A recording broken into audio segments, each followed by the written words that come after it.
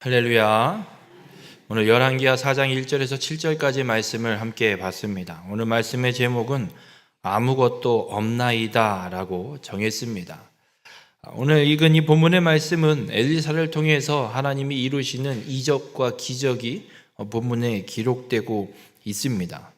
오늘 이 본문에 기록된 이 기적을 통해서 마르지 않는 생명수 예수 그리스도를 만나 정결하게 거듭나는 우리 모든 성도님들의 삶이 되시길 주님의 이름으로 축원합니다. 오늘 엘리사는 엘리야의 뒤를 이어서 이제 북이스라엘의 선지자의 사명을 감당하고 있습니다. 근데 엘리야 선지자가 했던 사역 중에 하나가 무엇이 있냐면 선지자 후배들을 키우는 그런 훈련 기관, 지금으로 이야기하면 마치 신학교 같은 그런 기관을 하나 만들어서 여러 지역에 설립을 해놓고 돌아다니면서 그 후배들을 양성하는 이 사역을 엘리야가 했습니다. 근데 엘리야가 하늘로 승천하고 나서 엘리사가 그 엘리야 선지자 뒤를 이어서 사역을 감당하면서 어떻게 하냐면 그 훈련 기관들을 동일하게 물려받아서 엘리사가 관리하는 일들을 행하게 됩니다. 그런데 오늘 본문에 기록되고 있는 이 한 가정이 등장하게 되는데, 한 여인이, 미망인이 등장하게 되는데, 이 사람은 그 선지자 후보생들 중에 한 사람의 부인입니다. 근데 어떤 상황이 펼쳐졌느냐면 어떤 이유에서인지는 모르지만 이 선지자 후보생으로 훈련을 받던 한 사람이 부인과 두 아들을 남겨놓고 일찍 죽은 것 같아요. 병에 걸려 죽었든 무슨 사고가 있었는지 성경은 기록하지 않습니다. 어쨌든 훈련을 받다가 죽었고 이 부인과 두 아들이 남아서 생계를 유지하고 있는 상황입니다. 그런데 이 선지자 죽은 후보생이 어떤 사람이었냐면 이 부인이 이야기하는 것이 오늘 본문 1절에 당신의 종이 여호와를 경외한 줄은 당신이 아시는 바니이다 라고 기록합니다. 그러니까 이 죽은 선지자 후보생은 열심히 훈련을 받았고 하나님을 경외했고 그리고 마땅히 선지자 후보생으로서 행해야 할 하나님의 일들을 최선을 다해서 열심히 다 감당했던 사람입니다. 그런데 안타깝게 죽은 것입니다. 우리가 이런 모습을 볼 때 이런 생각을 해보게 됩니다. 아니 그렇게 열심히 한 사람이면 하나님이 좀 크게 사용하셔야 되는 거 아닌가? 왜 안타깝게 죽게 내버려 두시지? 근데 죽은 것으로 끝난 게 아니라 이 선지자 후보생으로 훈련을 받는 생활을 하니까 뭔가 버리는 변변치 않았을 것이고 그러다 보니 빚을 진 것 같습니다. 빚을 졌는데 남편이 죽고 나니까 이 빚을 빌려준 이 사람이 이 어머니를 찾아와서 이야기하는 거예요. 돈 갚어. 언제 갚을 거야?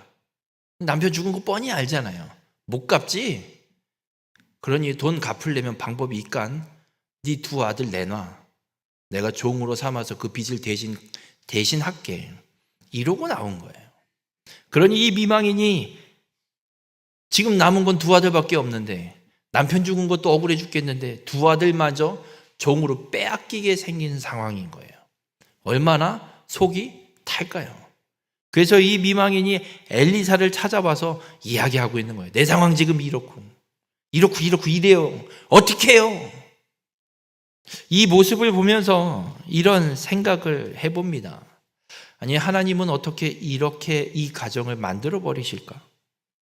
우리가 예수 그리스도를 믿어서 구원받은 자로 이 땅에 성도의 삶을 살아가고 있는데 이런 생각이 들 때 드는 일들이 정말 많아요. 예수 믿는 나는 삶이 그냥 그저 그런데 예수도 안 믿는 저 집은 왜 저렇게 잘 돼? 아니 누구 어디 땅을 샀대는데 별 쓸모없는 땅을 샀는데 왜 거기가 개발이 돼서 대박이 터져서 무슨 10배가 뛰었다는 이런 소리는 왜 저 집은 그러고 우리 집은 안 그래?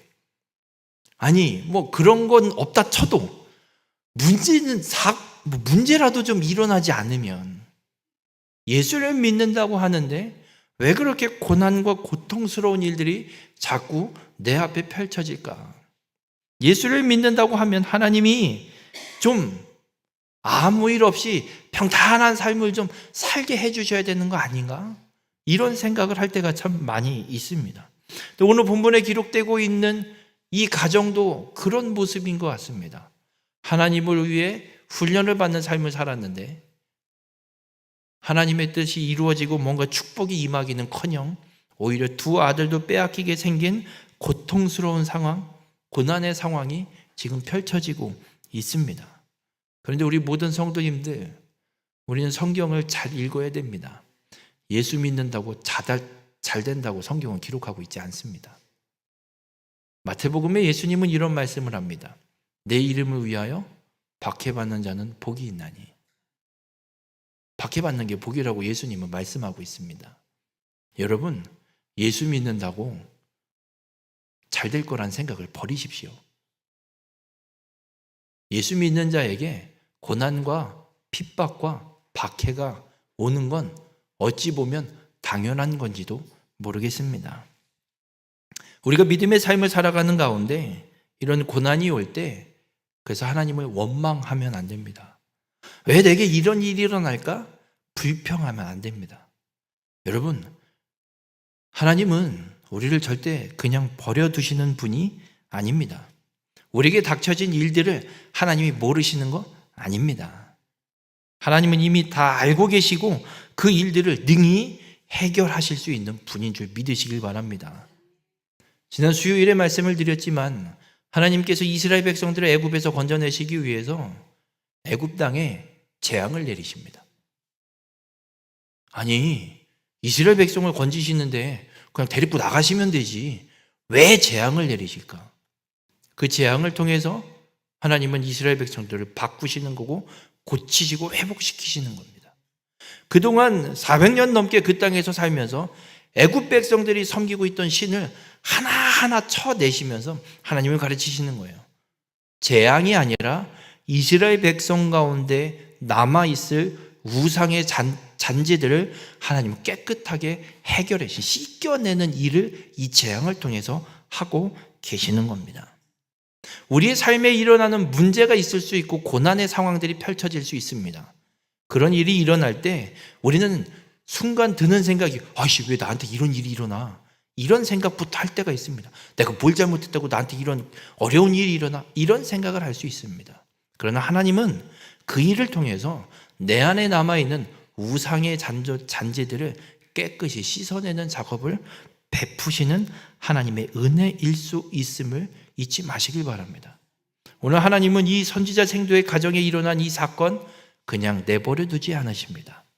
엘리사를 통해 놀라운 이적을 행하시고 그 문제를 해결해 주시는 놀라운 역사를 하나님 베풀어 가십니다.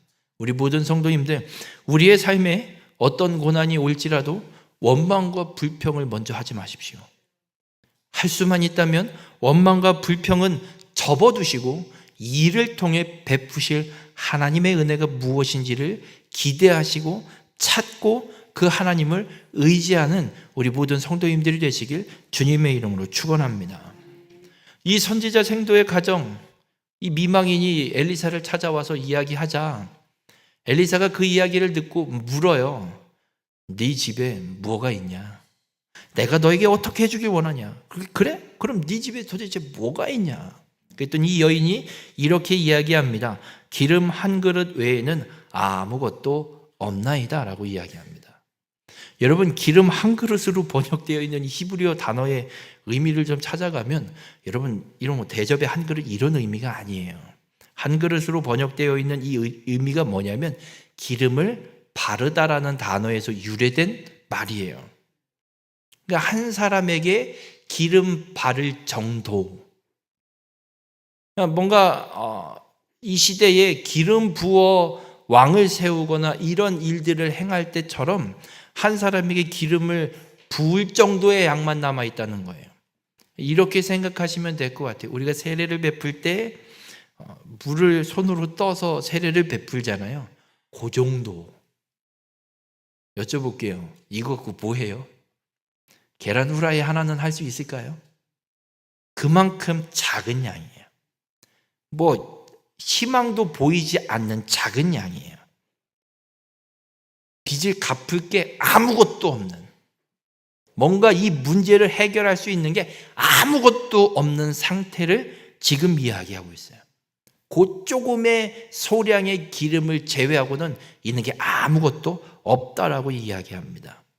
거기다 대고 엘리사가 하는 말이 대단해요. 엘리사가 뭐라고 하냐면 밖에 나가서 모든 이웃에게 그릇을 빌리라. 여러분 같으면 빌리러 나가시겠어요? 지금 빚도 못 갚아서 두 아들이 뺏기게 생겼는데 가갖고 그릇 빌린다고 빌려줄까요? 이럴걸요. 뭐 하려고? 저 같으면 이런 생각이 될 것 같아요. 그런 사람이 그릇 빌리러 오면 이런 생각할 것 같아요. 왜? 이거 갖다가 팔아서 엿바꿔서라도 어떻게 좀 입에 풀칠이라도 하려고 그러나? 이 생각에 전 안 빌려줄 것 같아요. 엘리사가 얘기해요. 나가서 그릇을 빌리래요. 근데 빌린데 얼마큼 빌리냐면 빈 그릇을 빌리되 조금 빌리지 말고. 이 조금 빌리지 말고라는 단어가 어떤 의미를 갖고 있는 문구냐면 네가 구하고자 하는 것을 얻고자 하느냐? 그러면 너는 빈 그릇들을 적게 만들지 말라. 지금 이 여인은 빚을 해결해야 아들을 살려요. 아들을 안 뺏겨요. 이거를 해결해야 되는 거예요. 그런데 이야기하는 거예요. 네가 그 문제를 해결하기 원하느냐? 그러면 빈 그릇을 적게 만들지 말래요. 문제를 해결하고 싶으면 문제를 해결하고 싶은 만큼 하여튼간 이 그릇을 빌릴 수 있을 만큼 최대한 빌려오라는 거예요. 저 같으면 빌리러 못 나가요. 뭘 빌려야 지금 이거 팔아먹는다고 안 빌려줄 거 뻔한데. 그런데 엘리사가 이야기하는 거예요. 그런데 이 여인이 그대로 순종합니다. 가서 그릇을 죄다 빌려오고 문을 닫고 두 아들과 함께 이 기름, 정말 손바닥에 조금밖에 담겨지지 않을 그 기름 그릇을 갖고 와서 모든 빈 그릇에 하나씩 붓기 시작해요. 근데 이게 부은다고 기름이 흐를까요? 놀랍게도요. 그 모든 빌려온 모든 그릇에 기름이 가득 채워질 때까지 이 작은 소량의 기름이 담겨있던 이 그릇에서 기름이 끊임없이 흐르게 됩니다. 모든 그릇에 다 채우고 더 이상 빈 그릇이 없습니다 라고 할 때까지 기름이 다 채워지고 멈춰지는 걸 보게 됩니다. 여러분, 저는 이 기적을 보면서 모든 그릇에 기름이 채워지기까지 마르지 않는 이 기름을 보면서 요한복음 4장 14절에 이런 말씀이 생각나요. 예수님께서 사마리아 우물가에서 만난 여인에게 하신 말씀이에요. 어떤 말씀이시냐면 내가 주는 물을 마시는 자는 영원히 목마르지 아니하리니 내가 주는 물은 그 속에서 영생하도록 솟아나는 샘물이 되리라. 예수님께서 사마리아의 그 한낮에 뜨거운 그 시간에 물을 들어온 이 여인과 하신 대화예요. 여러분, 영원히 마르지 않는 생명수, 영원히 마르지 않는 물, 영원히 이 그릇에 다 채워지기까지 마르지 않는 이 기름은 예수 그리스도를 말씀하고 있습니다. 우리의 삶에 해결되지 않는 문제들 너무나도 많습니다. 그러나 그 문제를 해결하시는 분은 예수 그리스도이심을 믿으시길 바랍니다.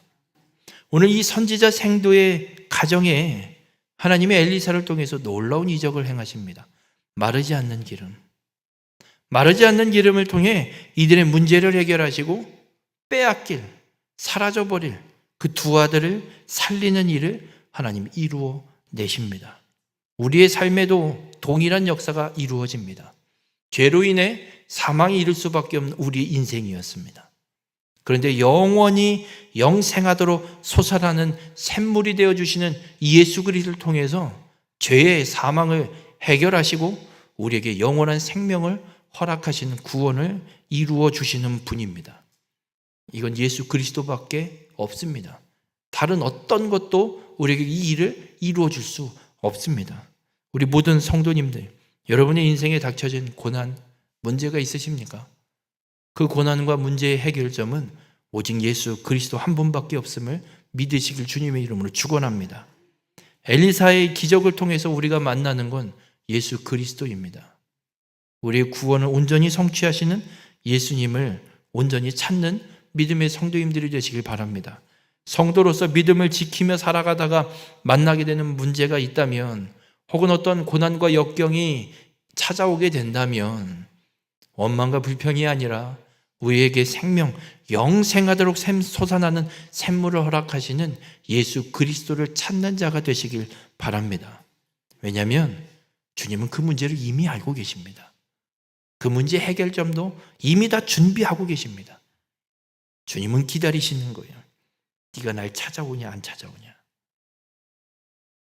오늘 이 선지자 생도의 미망인이 하나님의 선지자, 하나님의 거룩한 사람을 찾아가서 이야기했을 때 그 문제가 해결받는 것처럼 우리에게 영생하도록 샘솟는 이 샘물을 허락하시는 예수 그리스도를 찾고 의지함으로 온전히 구원을 이루고 생명의 그 영원한 생명을 온전히 누리며 살아가는 우리 모든 성도님들이 되시길 주님의 이름으로 축원합니다.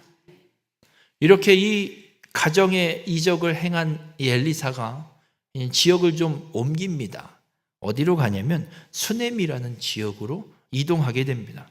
그래서 오늘 읽진 않았지만 8절부터 거의 37절까지 거의 사장의 한 80%를 이 수넴 여인의 사건으로 기록을 하고 있습니다. 이 수넴이라는 지역은 이스라엘 북부 지역에 위치하고 있고 갈릴리 지역, 갈릴리 호수가 있는 그 서편 쪽에 지중해 사이에 있는 지역에 위치하고 있는 성읍이기도 합니다.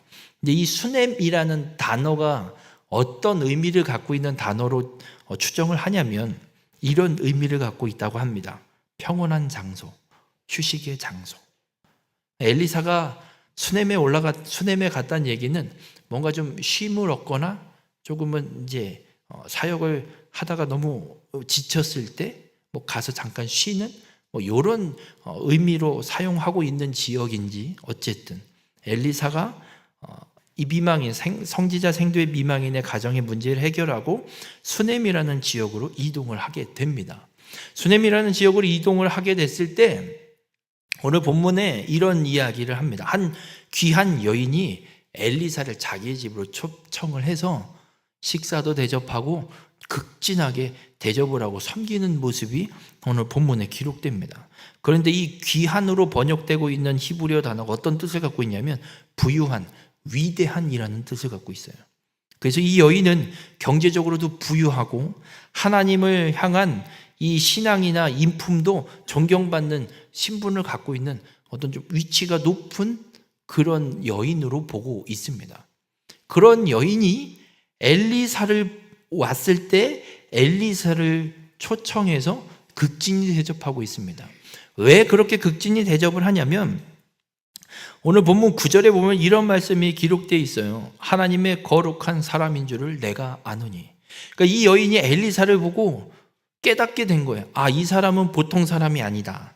그냥 일반 하나님의 백성 이런 의미가 아니라 정말 이 사람은 거룩한 하나님의 사람이구나.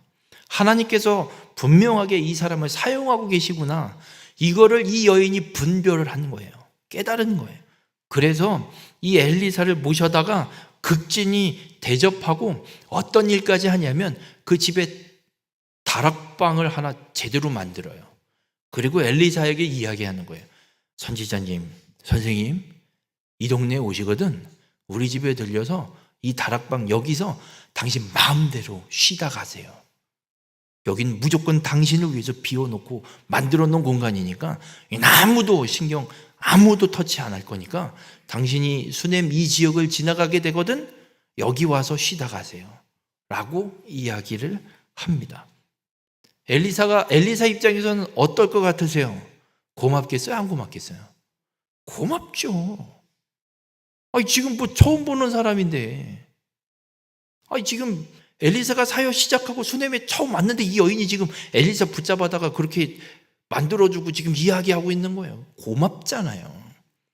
이 엘리사가 너무 고마웠는지 이 여인에게 뭔가 보답을 하고 싶어서 물어봤어요. 원하는 게 없냐? 특별하게 이야기하는 게 없어요. 그래서 좀 게하시를 통해서 좀 조사를 해보니 이 집에 아들이 없대요. 자식이 없대요. 경제적으로도 부유하고 지위도 높고 사람들에게 존경받는 그런 가정인데 아이가 없대요. 그래서 엘리사가 이런 이야기를 해요. 그래? 여인을 불러서 이야기해요. 내년 이맘때에 당신에게 아들이 있을 거요. 그러니까 이 여인이 화들짝 놀래요.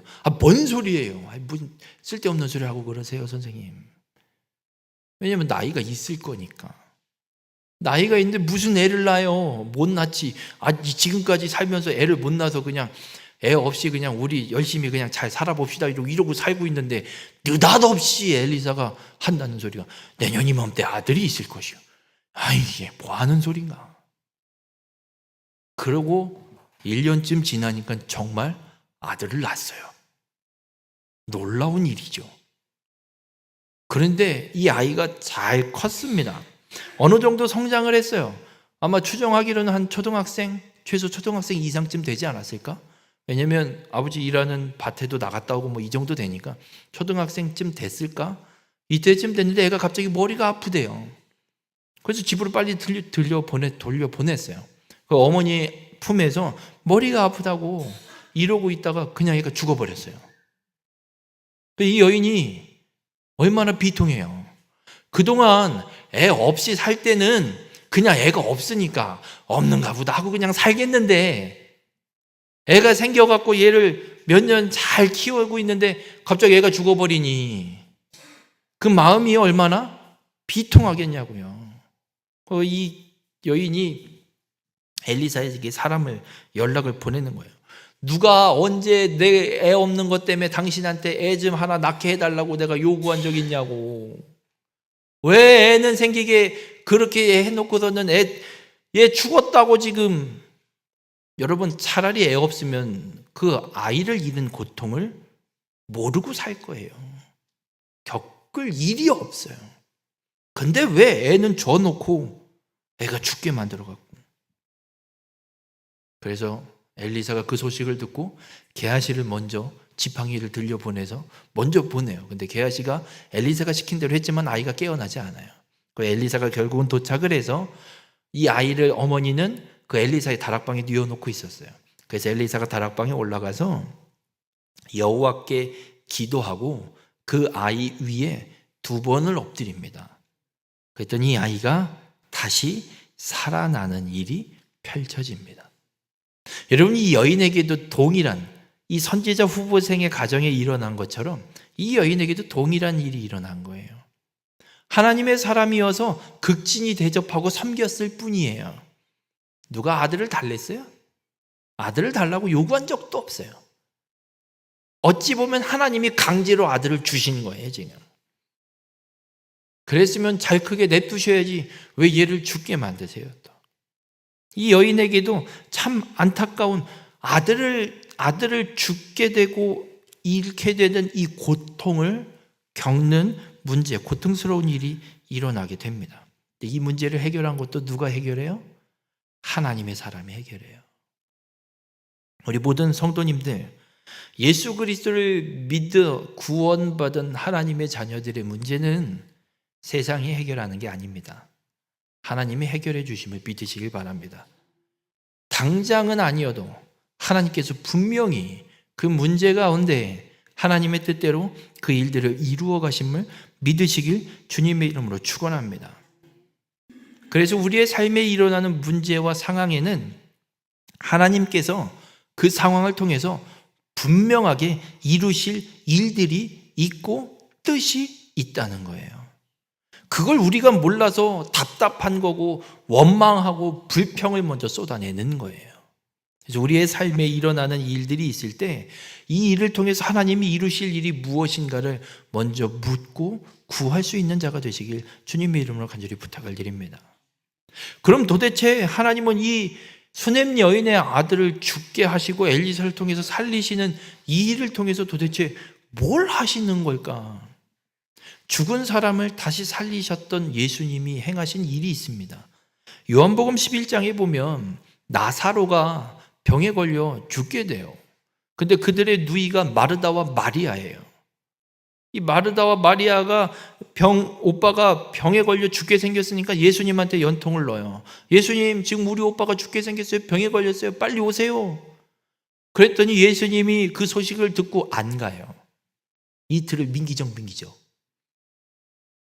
그리고 출발을 해요. 근데 있던 곳에서 이 나사로가 살고 있던 동네까지 가는데 또 1시간 만에 지금처럼 차 타고 휙 가는 게 아니니까 걸어가야 돼요. 이틀이 걸려요. 예수님이 도착한 시점이 언제냐? 나사로가 죽은 지 나흘 되는 날. 장례가 어떻게 된 거예요? 끝났죠. 더 이상 얘가 회생할 가능성, 일말의 가능성조차도 없는 시점에 예수님이 도착하시는 거예요. 그런데 예수님께서 나사로가 병에 들었다는 소식을 들었을 시점에 하신 말씀이 있어요. 어떤 말씀이냐면 요한복음 11장 4절에 기록하고 있는데 이렇게 기록합니다. 예수께서 들으시고 이르시되 이 병은 죽을 병이 아니라. 죽었는데요. 근데 예수님이 죽을 병이 아니래요. 그럼 무슨 병이냐면 하나님의 영광을 위함이요 하나님의 아들이 이로 말미암아 영광을 받게 하려 함이라 하시더라. 여러분, 나사로가 죽은 건, 병에 걸린 건 죽었지만 병에 걸린 건 죽을 병이 아니에요. 하나님이 영광을 위한, 하나님의 영광을 위해, 그리고 하나님의 아들 인자 메시아로 오신 예수님이 이 일을 통해서 무엇인가 영광을 받게 하기 위해서 나사로가 병에 걸렸다는 거예요. 근데 마르다와 마리아는 그 소리를 못 들었어요. 왜냐하면 소식을 듣고 있는 여기에 있었으니까. 여기서 얘기를 했지만 갔을 때 이미 나사로는 죽었고 마르다와 마리아 귀 속에 아무리 예수님이 이렇게 얘기했다고 한들 그게 들리겠어요? 오빠 죽었는데. 하지만 이 일은 하나님의 영광을 위한 일이고 하나님 예수님이 영광 받기 위해서 이루어지는 일들임을 하나님 예수님은 분명하게 말씀하고 있어요. 오늘 이 수넴 여인의 아들이 병에 걸려서 똑같이 죽어요. 하지만 하나님의 선지자 엘리사를 통해서 하나님이 살려내십니다. 이 일을 통해 하나님은 영광 받으시는 줄 믿으시기 바랍니다. 그럼 똑같이 우리의 삶에 문제가 일어날 수 있습니다. 이 사건들처럼 죽을 수도 있습니다. 문제가 해결되지 않고 그냥 죽어버릴 수도 있을지도 모릅니다. 그러나 하나님 분명하게 말씀하고 있습니다. 그 일을 통해 하나님이 영광을 받으신다는 겁니다. 중요한 건 우리가 믿음으로 세상 사람처럼 원망과 불평으로 세상 방법을 찾는 게 아니라 이 일을 통해 분명히 이루실, 이 일을 통해 하나님의 뜻을 이루실 걸 믿고 하나님을 의지하고 하나님을 찾을 때 하나님은 우리를 통해서 그리고 그 문제를 통해서 하나님의 놀라운 계획과 뜻을 이루어내신다는 걸 오늘 우리에게 말씀하고 있습니다. 우리 모든 성도님들, 하나님이 언제나 우리와 동행하심을 믿으시기 바랍니다. 여러분이 정말 사망의 음침한 골짜기를 걷고 있을지라도 우리와 함께하고 계심을 믿으시길 바랍니다. 그 막닥뜨려져 있는 상황과 환경 속에 하나님이 분명히 이루실 일이 있음을 믿으시고 그 하나님을 온전히 의지하시길 바랍니다. 여러분의 삶에 어떠한 어려움이 올지라도 나와 동행하신 하나님의 역사를 온전히 믿고 의지함으로 하나님의 계획과 뜻을 온전히 이루는 귀한 축복의 삶이 되시길 주님의 이름으로 축원합니다. 오늘 이 두 사건의 기적을 통해서 하나님이 우리에게 주시는 뜻이 있습니다. 열왕기서는 바벨론 포로기에 쓰여졌고 그 바벨론 포로로 끌려가는 유다의 남은 자들에게 읽혀지기 위해 쓰여진 성경이라고 말씀을 드렸습니다. 바벨론의 포로로 끌려가서 나라는 망하고 성전도 무너져버린 어디에도 다시 회복될 희망이 보이지 않는 이들을 향해서 하나님은 말씀하고 있습니다. 죽은 것 같은 이스라엘, 잃어버린 이스라엘, 두 아들을 빼앗기게 생긴 이 여인, 달라지도 않은 아들 주셔서 죽게 만든 이 수넴 여인. 이스라엘이 그래요. 나라도 뺏겼고 땅도 뺏겼고 하나님이 주신다고 했지 누가 달라고 했어요. 그렇게 바벨론의 포로로 끌려있는. 하지만 하나님은 말씀하십니다. 메시아를 이 땅에 보내실 것을 약속하셨고 유다의 혈통을 통해 실로가 오기까지 왕위가 끊어지지 않도록 하나님이 지키실 걸 분명히 약속하셨습니다.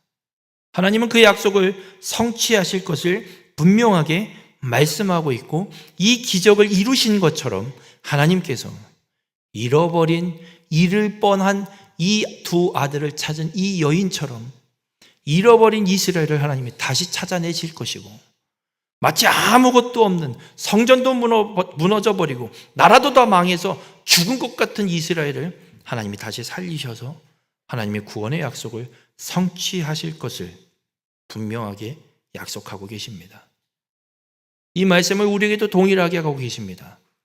죽은 것 같은 우리의 삶, 해결되지 않는 문제투성이인 내 삶의 상황들. 하지만 하나님은 구원을 성취하신 것처럼 우리의 삶에 동일하게 하나님의 뜻과 하나님의 말씀과 하나님의 약속을 그대로 이루실 것을 오늘 우리에게 약속하고 계십니다. 우리 모든 성도님들, 하나님이 신실하게 오늘 역사하고 계심을 믿으시길 바랍니다. 여러분의 삶에 영생하도록 솟아나는 구원의 샘물을, 그 영원한 생명을 하나님이 온전히 우리에게 허락하심을 믿으시길 바랍니다. 그렇게 신실하게 역사를 이루시는 하나님을 믿으시고 우리의 삶에도 동일하게 이 두 여인에게 이루어내신 하나님의 기적처럼 우리에게도 구원의 기적을 온전히 이루어 주심을 믿으시길 바랍니다. 우리 모든 성도님들의 삶이 그렇게 하나님을 찾고 하나님을 만나서 회복시키시는, 구원을 성취하시는 하나님의 이 은혜를 온전히 누리며 살아가는 귀한 축복의 삶이 되시길 주님의 이름으로 축원합니다. 기도하시겠습니다. 사랑의 주님, 오늘도 주님의 말씀을 통해 깨닫게 하여 주시니 감사를 드립니다. 죄로 인해 사망이 이를 수밖에 없는 우리의 인생을 하나님께서 약속하신 대로, 말씀하신 대로 우리를 구원하여 주심을 오늘 말씀을 통해 깨닫게 하여 주시니 감사를 드립니다.